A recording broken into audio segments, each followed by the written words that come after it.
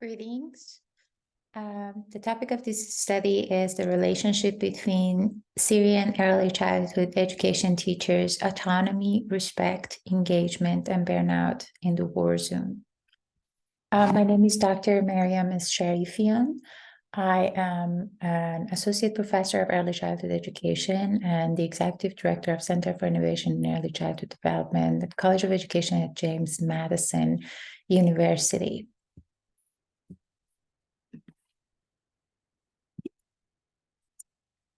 I have done a few studies on teachers' burnout, resilience, and trauma in Syria, teachers who are actively in the war zone in Syria. And the studies that previously have done taught me a lot of lessons and basically changed my whole perspective towards education and teacher education specifically, and the importance of focusing on teachers' autonomy and teachers' respect, and most importantly, self-accomplishment in teachers. So this study is an ongoing study, and the focus is to continue the outcomes of the previous study that demonstrated teachers' resilience was extremely high, considering that the teachers were in active war zone in Syria.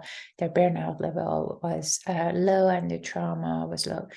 And I was very shocked by the results, but the lesson that I learned and the lesson that I brought to the United States to create teacher trainings focused on resilience was significantly important and still is. The ongoing conflict in Syria has significantly affected the education sector, leading to disturbed classrooms, limited resources, and increased stress level among teachers. It is crucial to examine how factors such as autonomy, respect, engagement influence early childhood education teachers' burnout levels in a challenging context, considering that the war is expanding these days, and our world is just engaged in conflicts in every area. It's Ukraine and Russia, and now currently Palestine and Israel, and it's heartbreaking to see how many innocent people are getting killed. And one of the important highlights is how the education will continue in such active war zones and in the environment that safety is not given. It's every day is a fight for staying alive, but at the same time you can't stop thinking about what is the future of these children if they have access to the education or not. And Syria is a great example to show that during the active war, teachers never stopped teaching, and they continued their important impact on early childhood and their teacher education field. So the next step that I would like to emphasize on is theoretical framework. The theoretical framework that we are focusing on is self-determination theory. The theoretical framework that is emphasized in this study. This SDT emphasizes on the importance of the autonomy, relatedness, and competence in promoting motivation, well-being, and engagement. This theory will provide a lens to understand the impact of autonomy and engagement on early childhood education teachers' burnout levels in the war zone. Methodology and methods of inquiry in this study. This study employed a mixed methodology research design, integrating quantitative and qualitative data collection and analysis. The target population include early childhood education teachers working in the war zone in Syria. I call it war zone because there is no peace, if even it's a given that we are considering a peace, but in Western part of the world, but the reality is something different, and living in that conflict area is very different from what we experience in the United States. The political environment of Syria has been very challenging to understand the difference between curriculum sectors in independent governments and Bashar Assad's government. So I'm no expert in this area, and I cannot provide comprehensive understanding of it. But my data is collecting from. I don't have identification of my participants for the confidentiality and their safety. The surveys that was utilized for this study to gather quantitative data were focused on autonomy, burnout, and engagement amongst teachers.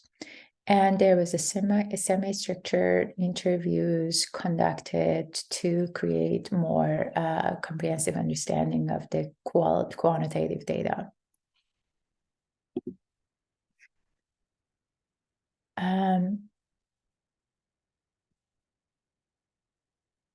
Quantitative data collection instruments that were used were Pearson and Hall's 1993 Teacher Autonomy Likert Scale Survey, consisting of 20 statistically validated statements, was used to collect data on autonomy. The Maslach Burnout Inventory, MBI, a survey consisting of 22 statements related to education field, was used to collect data on teacher burnout and assessed participants on 3 scales: emotional exhaustion, depersonalization, and personal accomplishment. And lastly, the Schaffley and Becker's 2003 Work and Wellbeing Survey, a survey consisting of 17 job-related statements, was used to collect data on teacher engagement and assessed participants on 3 scales: vigor, dedication, and absorption. Additionally, as I briefly mentioned, semi-structured interviews were conducted to collect qualitative data on coping mechanism and individual experience with respect and recognition from parents, students, and colleagues.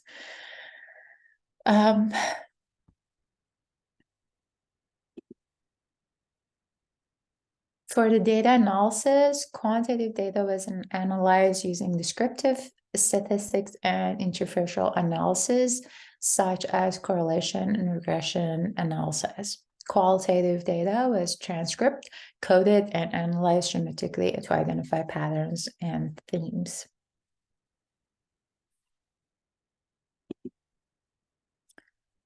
This study is in progress. There are no final results. The researchers found that despite the immense challenges presented by the war, Syrian educators are highly engaged in their work.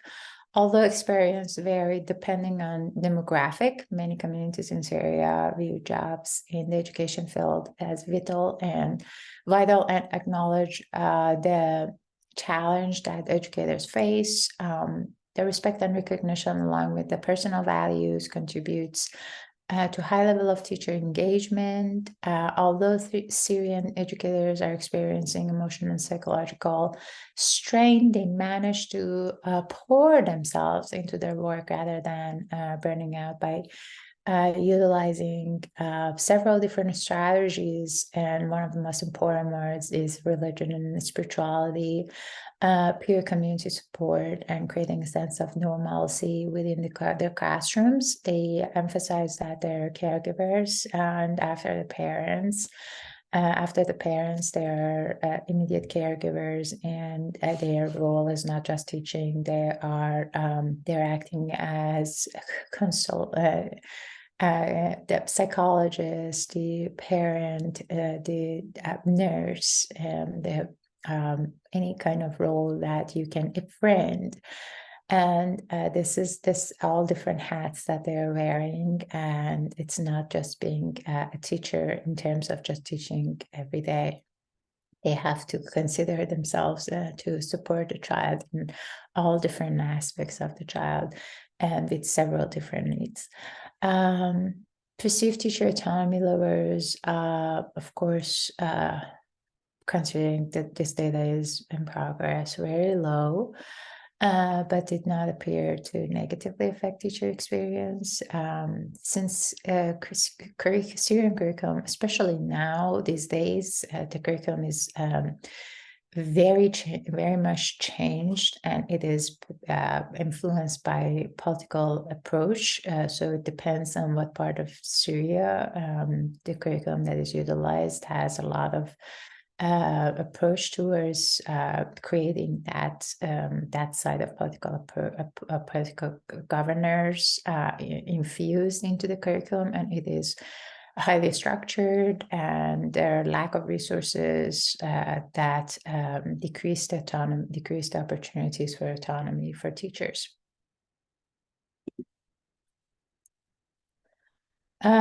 Inside of this study, the insights from this study is the Syrian war has had a devastating impact on the country's education system, particularly in early childhood education. And Syrian teachers have been fighting for quality education for the past 11 years. This research investigating the early childhood teachers' autonomy, respect, engagement, and burnout in the war zone. By understanding these dynamics, I think policymakers and educators can develop targeted intervention to support teachers and enhance the quality of education for young children.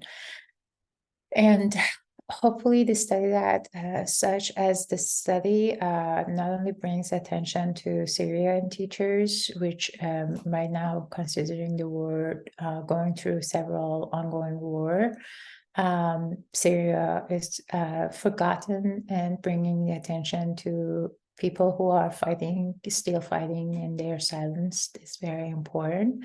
And also the outcomes of their beautiful work and dedication to education throughout these years. They have created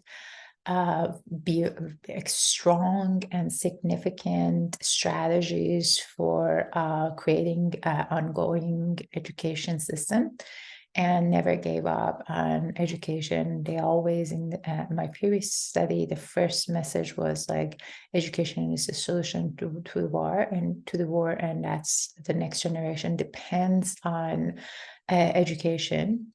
And that's the only way that the children can save themselves. It's a strong approach towards the importance of and critical role of education in the lives. That learning from them, it would be an impactful resource for teachers in other part of the world that they are struggling with the ongoing conflict, and they have to find a way under attack and active war to be able to continue their commitment to education.